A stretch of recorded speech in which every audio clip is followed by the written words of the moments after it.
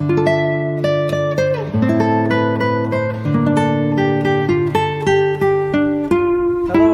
here we are talking about the pendulum and how to properly pendulum. Anything with a string that'll swing will bring the answer to you. So you could use a key on a string or anything. And once you get a habit and a pattern, you'll probably like to have your own that you'll use just for this.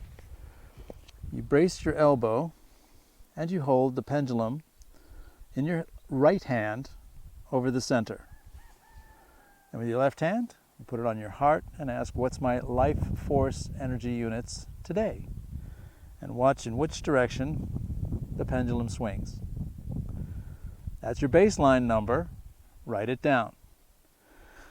Once you're done with your Sanjiao, Mikyo, Bagua, or other energetic exercise, check in again and see how your energy has increased in the same manner. One hand, the elbow braced, right hand over the center, and let the pendulum give you the reading with your left hand on your heart center. And that's how we take a reading.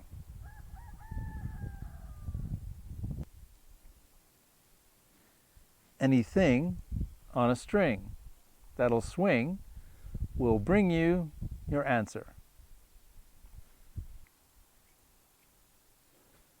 Brace the elbow and place the pendulum over the center. Place the left hand on the heart and ask, what's my life force energy units in this moment? You'll get an answer, and in this case it's 16K in this example, 16,000.